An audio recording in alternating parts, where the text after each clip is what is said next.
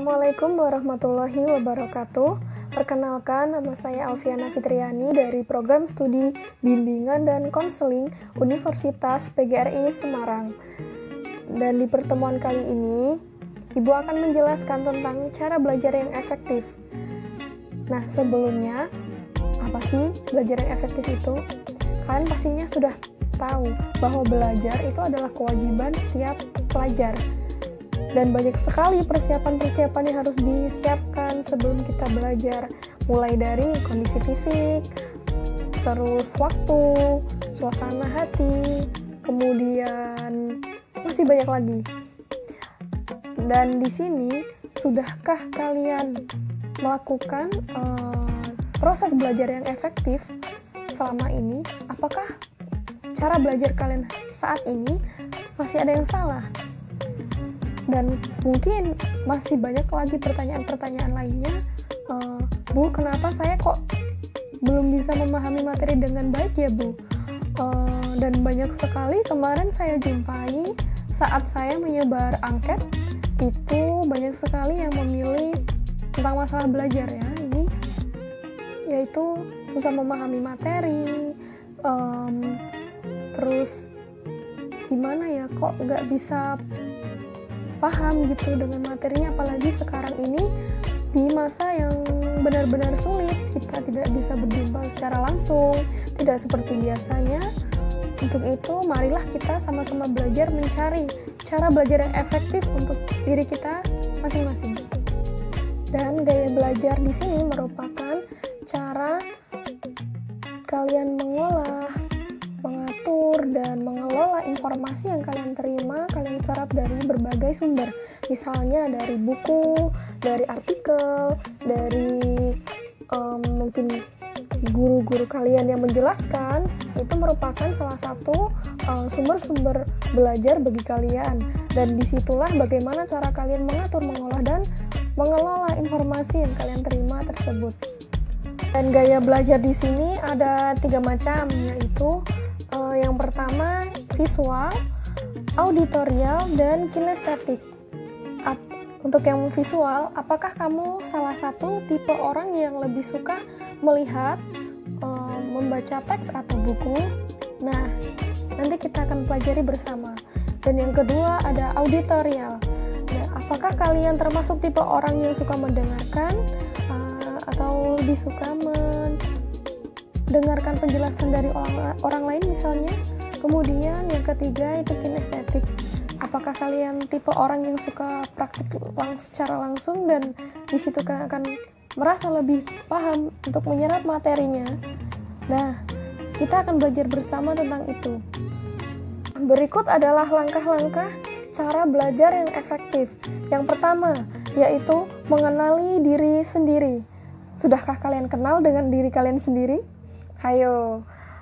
Oke, sebelum kita melanjutkan ke yang poin kedua, untuk mengenali diri sendiri itu, kita perlu tahu nih, kebutuhan diri kita itu apa, dan bagaimana yang kita butuhkan, yang kita inginkan itu yang seperti apa. Ketika kita di dalam kelas dulu, misalnya, guru menjelaskan nih dengan cara ceramah, itu model ceramah namanya, dan itu kalian merasa kok malah tambah ngantuk, saya jadi nggak paham, Bu. Saya lebih suka kalau ibu nulis, terus setelah itu ibu menjelaskan, itu baru saya paham. Berarti kalian bisa mengenalinya lewat pengalaman-pengalaman yang pernah kalian alami. Terus ada mungkin ketika kalian pelajaran biologi nih, diterangin banyak hal macam-macam, sampai bukunya yang tebel-tebel itu, tapi tetap kalian nggak paham. Ketika kalian langsung praktik langsung di laboratorium misalnya nih, oh ini yang namanya larutan ini larutan ini, terus kemudian ini yang akan membuat tumbuhan atau hewan ini menjadi seperti ini atau seperti itu. Nah, di situ kalau kalian langsung paham, berarti cara belajar kalian adalah kinestetik. Begitu. Kita harus mengenali dulu nih diri kita sendiri ini seperti apa dan hal apa sih yang kita butuhkan. Kemudian yang poin kedua yaitu mengetahui kemampuan belajar. Ya, itu tadi yang Ibu Ibu jelaskan yang pertama, ketika kita sudah tahu diri kita sendiri, kita akan paham cara belajar yang bagaimana sih yang kita butuhkan. Kemudian langkah yang ketiga yaitu mengetahui proses mana yang berhasil. Nah, ketika kita belum tahu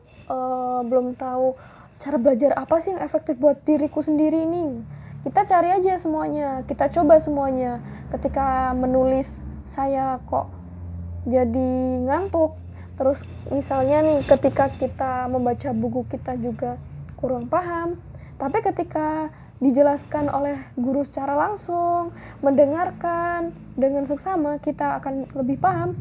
Berarti mungkin itu cara belajar kalian yang efektif menurut kalian pribadi. Nah, lalu setelah kita menentukan langkah-langkah proses mana yang berhasil, langkah yang berikutnya yang kelima yaitu tentukan minat yang kamu inginkan. Nah, minat di sini adalah minat belajar. Ketika sudah memiliki atau menentukan cara belajar yang efektif, harusnya kita sudah bisa menentukan minat kita dalam belajar. Ketika lebih suka praktik, ya kita nanti lakukan praktik secara langsung supaya lebih paham dengan materinya. Dari 5 langkah tadi, ketika kita sudah bisa menentukan cara belajar yang efektif, lanjut ke cara belajar sesuai dengan gaya belajarnya tadi. Misalnya, Ibu akan menjelaskan tentang cara belajar visual. Ketika kita sudah memahami diri kita, oh ternyata saya adalah orang yang tipe belajarnya itu visual. Berarti hal apa saja sih yang perlu kita lakukan? Nah, contohnya, untuk yang visual nih, kalian harus membuat catatan. Itu penting sekali karena ketika kita membuat catatan, kita akan mengingat semua materi yang disampaikan oleh guru kita atau orang-orang yang memberikan materi kepada kita. Kemudian yang kedua, buku ilustrasi. Ketika kalian adalah tipe orang yang belajarnya visual, buatlah ilustrasi-ilustrasi dalam buku tersebut supaya kalian paham dan kalian bisa menyerap materinya dengan baik. Kemudian cara yang ketiga yaitu dengan perbanyaklah membaca buku. Di sini membaca buku boleh buku apa saja yang sekiranya akan membuat atau menunjang proses belajar kalian. Kemudian yang keempat yaitu menggunakan gambar tadi seperti tadi, terus tabel, peta maupun grafik. Nah, di situ kalian akan lebih terbantu nih ketika kalian memiliki tabel misalnya atau grafik supaya kalian lebih paham dengan materinya. Lalu yang terakhir yaitu karena konsentrasi kalian jauh lebih tinggi karena kalian memerlukan tempat yang lebih sepi. Nah, carilah tempat yang nyaman untuk kalian belajar gitu. Selanjutnya nih, cara belajar auditori. Ketika kalian merupakan salah satu orang yang memiliki tipe belajar auditori. Nah, hal apa saja yang perlu kalian lakukan? Yaitu yang pertama, merekam pembicaraan guru. Misalnya saat menjelaskan materi, kalian bisa merekam penjelasan dari guru kalian. Nah, apalagi sekarang ya, kita tidak bisa berjumpa langsung, jadi mungkin akan lebih kesulitan untuk belajar secara auditori. Tapi jangan salah, kalian masih banyak sekali alternatif lain. Misalnya kalian bisa mengikuti bimbingan belajar di beberapa seperti itu, Ruang Guru ataupun Kuiper ataupun yang lainnya. Kalian bisa menggunakan layanan seperti itu. Kemudian kalian juga bisa cari-cari di YouTube, misalnya penjelasan tentang A, penjelasan tentang B, misalnya itu pasti di YouTube ada beberapa materi-materi dalam ya pembelajaran di sekolah. Mungkin ada dan di situ kalian bisa dengarkan penjelasan dari guru-guru yang ada di misalnya di YouTube. Nah, begitu. Jadi lebih seringlah mencari informasi,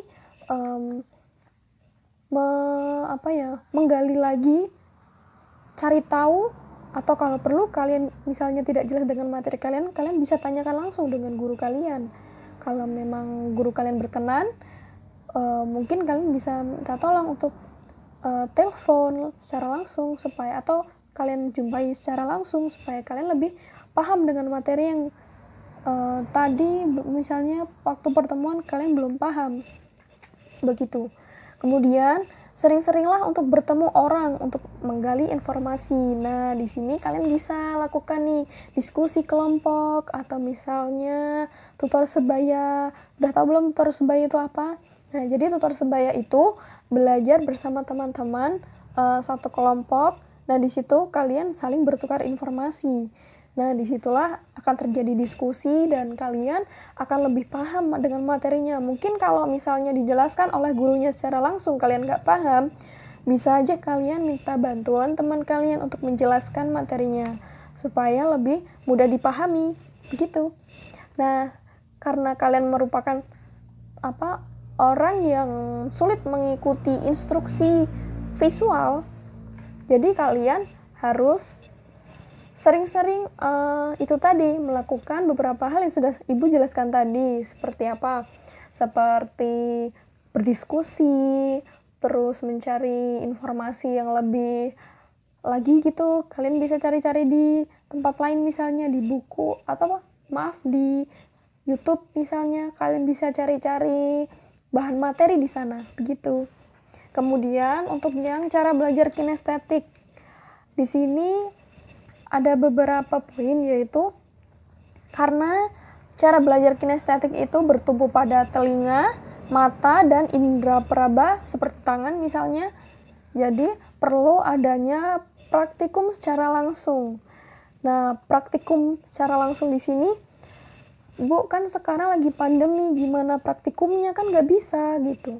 Oke, kita akan cari alternatif lain, yaitu dengan mengingat-ingat hal-hal yang nyata yang diberikan oleh guru kalian. Kemudian kalian aplikasikan langsung, misalnya langsung kalian buat catatan misalnya. Terus ini tuh ternyata misal materi anak SMA ya, tentang, karena dulu Ibu anak IPA misalnya nih, kalian belajar tentang sel misalnya nih, anak IPA ya misalnya.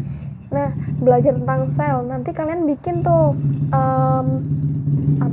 gambar-gambar tentang sel, terus kalian bikin ini tuh bagian ini namanya apa, bagian ini namanya apa. Dan di situ kalian kan sudah termasuknya kalian praktik secara langsung dan ada catatannya tuh di situ. Jadi kalian bisa mengingat lebih daripada kalian hanya mencatat teori aja di buku.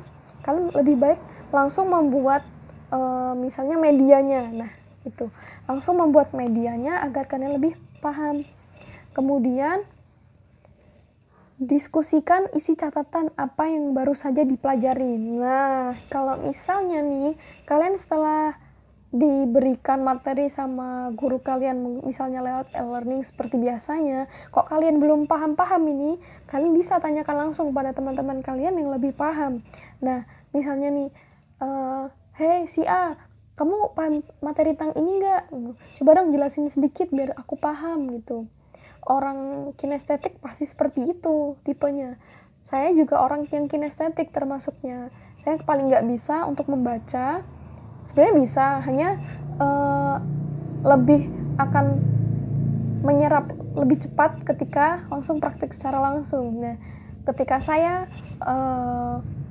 harus praktik secara langsung, misalnya belajar dengan cara seperti itu, saya harus lebih aktif lagi, begitu, biar supaya saya paham dengan materi yang disampaikan oleh guru atau dosen saya, karena saya mahasiswa. Nah, begitulah cara-cara belajar yang efektif. Misal ada pertanyaan, kalian bisa langsung tanyakan di pertemuan-pertemuan di e-learning. Kita akan bahas di sana ketika apa saja yang menjadi persoalan dari kalian. Terutama nih yang kemarin PHB masih nilainya jelek. Udah tahu belum nilainya dapat berapa? Dan apa aja kesulitan-kesulitannya? Ayo dong ceritakan. gimana pengalaman belajar online selama ini? Nah, setelah mendapatkan materi tadi, sudahkah kalian menentukan apa gaya belajar kalian? Kalau sudah, komen ya di bawah ya.